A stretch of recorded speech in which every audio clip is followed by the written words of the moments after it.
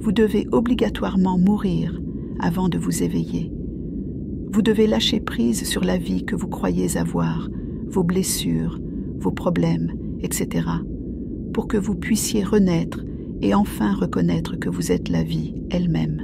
Bonjour à vous, mes chers abonnés, qui souhaitez suivre la voie de l'éveil pour améliorer vos vies.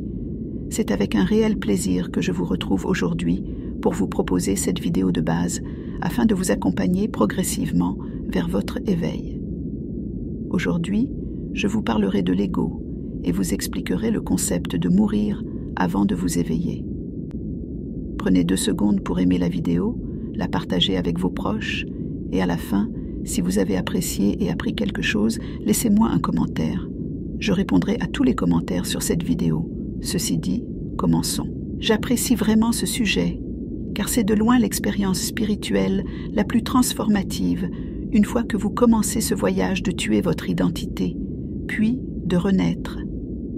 Si vous êtes actuellement en voyage, j'espère que cette vidéo vous donnera une certaine clarté sur ce qui se passe exactement tout au long de ce processus et sur ce que vous pouvez ressentir une fois que vous avez atteint la phase de renaissance.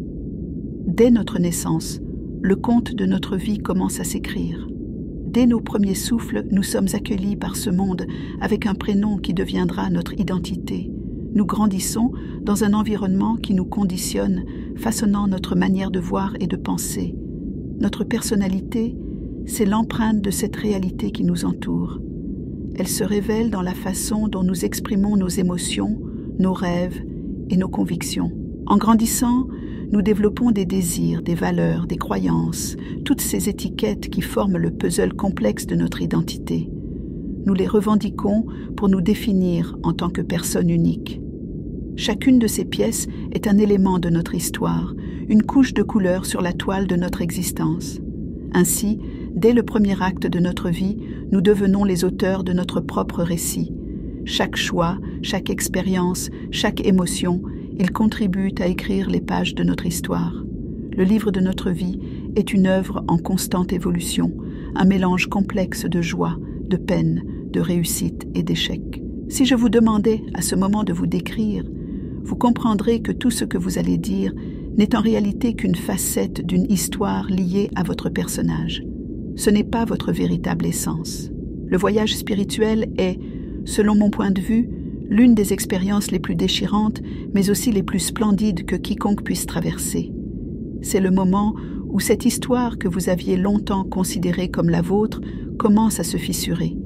Il devient clair que tout, et je dis bien tout ce que vous pensiez connaître, n'était pas nécessairement la réalité. Au cours de ce processus, il s'agit davantage de lâcher prise, de désapprendre, que d'acquérir de nouvelles connaissances. C'est un voyage qui vous emmène au-delà des frontières de votre zone de confort, vous obligeant à remettre en question ce que vous pensiez être la vérité. Vous découvrez une profondeur et une complexité qui transcendent votre compréhension antérieure. C'est un processus à la fois exigeant et gratifiant, qui vous invite à explorer les profondeurs de votre âme et à vous redéfinir d'une manière qui dépasse l'entendement. L'ego joue un rôle central dans cette lutte intérieure. Dès que vous commencez à défaire ces liens qui vous attachent, l'ego réagit. Il se comporte comme un gardien zélé, craignant que sa propre existence soit menacée. Il vous murmure que si vous abandonnez certaines de ses croyances ou identifications, vous risquez de disparaître. Cette peur de l'annihilation est ce qui génère tant de résistance dans ce voyage. C'est pourquoi tant de gens perçoivent le changement comme une tâche ardue. L'ego est comme un enfant capricieux qui refuse de lâcher son jouet, même s'il en possède une multitude. Il veut maintenir son emprise, convaincu de sa réalité indiscutable. Mais ici, dans ce voyage de transformation, vous commencez à voir au-delà de ces illusions que l'ego a tissées. Il souhaite devenir ce que tu es vraiment. Il aspire à devenir un être authentique. Cependant, lorsque tu examines ce qu'est réellement l'ego, tu réalises que le concept même de l'ego n'est pas fondamentalement réel, car il n'y a pas de véritable penseur. Il n'y a personne ici pour revendiquer la propriété des pensées. Les pensées se produisent tout simplement, émergent de manière spontanée, et c'est notre attachement à ces pensées qui crée l'illusion que ces pensées sont toi et que tu les génères consciemment. Lorsque tu te libères de cette illusion, tu commences à percevoir que les pensées sont comme des nuages passant dans le ciel de ta conscience, sans qu'il y ait un toi distinct qui les crée. C'est un moment de profonde prise de conscience où tu reconnais que ton véritable être réside au-delà de ces pensées, dans cet espace de conscience pure et non conditionnée. Ce processus peut conduire à une expérience de réalisation de soi, où tu te détaches de l'identification à l'ego, embrassant plutôt ta véritable nature, qui est bien plus vaste et illimitée que les pensées éphémères qui traversent ton esprit. Mais l'ego n'est en réalité qu'une fausse représentation de soi-même, une illusion qui nous éloigne de notre véritable nature spirituelle. Lorsque les gens disent « tuez votre ego », il ne s'agit pas de le détruire littéralement pour qu'il cesse d'exister. Il n'est pas possible de supprimer complètement votre ego. L'idée est plutôt de cesser de vous identifier à lui pour qu'il ne puisse plus exercer de contrôle sur vous. Ensuite, progressivement, l'ego se calmera, se rendra compte qu'il n'est plus au commandement, et vous pourrez alors entrer en harmonie avec lui. Cela vous permettra de vous rapprocher de votre véritable nature spirituelle et de vivre en accord avec elle. Mourir avant de s'éveiller est d'une importance capitale, en particulier si vous avez beaucoup souffert dans la vie ou si vous souffrez actuellement. Parce que, au cours de ce processus, vous commencez vraiment à voir la réalité telle qu'elle est. Posez-vous cette question maintenant, sans pensée, sans étiquetage ni jugement. Qu'est-ce qui reste? Que reste-t-il sans essayer de façonner ce moment selon vos attentes? Que subsiste-t-il? Et vous ne pouvez réellement expérimenter ce dont je parle avec les mots. Aucune parole ni réponse n'exprime la vérité. Il vous suffit de regarder autour de vous, d'être ici.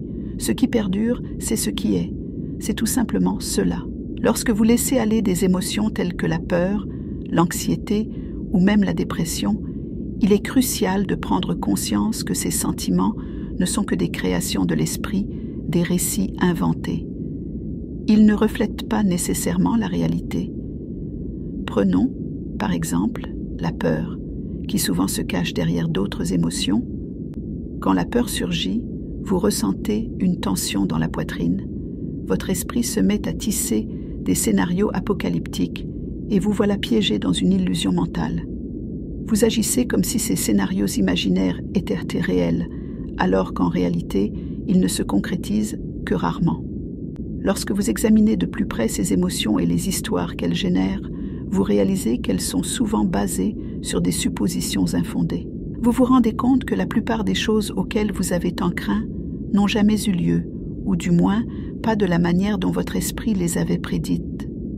La conscience de cette réalité est une première étape pour transcender ces histoires de l'esprit et retrouver votre équilibre émotionnel. Comment se fait-il que j'adore faire du parachute, sauter d'un avion à des milliers de mètres d'altitude avec un grand sourire, tandis que toi, rien que l'idée d'y penser provoque une montée d'anxiété? Tu peux ressentir des sueurs froides, le cœur battant la chamade, et même le simple visionnage de vidéos de sauts en parachute t'effraie. Cela met en lumière comment nos réponses à des situations risquées varient d'une personne à l'autre, en fonction de notre bagage personnel. La seule différence entre toi et moi, c'est ce qui se passe dans nos pensées et nos émotions. Tu réagis complètement différemment de moi, mais si tu retires la résistance à ces pensées et émotions qui accompagnent la peur, et que tu prends du recul pour observer ce qui se passe réellement, tu verras que, oh, il y a de l'énergie qui vibre dans ta poitrine, et ça ne fait pas mal. Ce n'est même pas une mauvaise chose, c'est simplement de l'énergie. Oh, et les pensées surviennent aussi, mais elles surviennent sans qu'il y ait quelqu'un pour les croire. Il n'est pas nécessaire de croire en ces histoires. Il n'est pas nécessaire de qualifier ces sensations inconfortables comme étant mauvaises, car en réalité, ce ne sont que des flux d'énergie. Ce que vous lâchez, ce sont les histoires, les récits que vous avez entretenus, et ce sont ces mêmes choses qui doivent disparaître pour que vous puissiez renaître dans la vérité. Retirez les étiquettes et les histoires que vous vous racontez dans votre tête et observez ce qui reste. Ce sont simplement des choses qui se produisent, mais elles ne se produisent pour personne en particulier. Tu n'as pas besoin de les réclamer comme étant toi, car elles ne te définissent pas directement.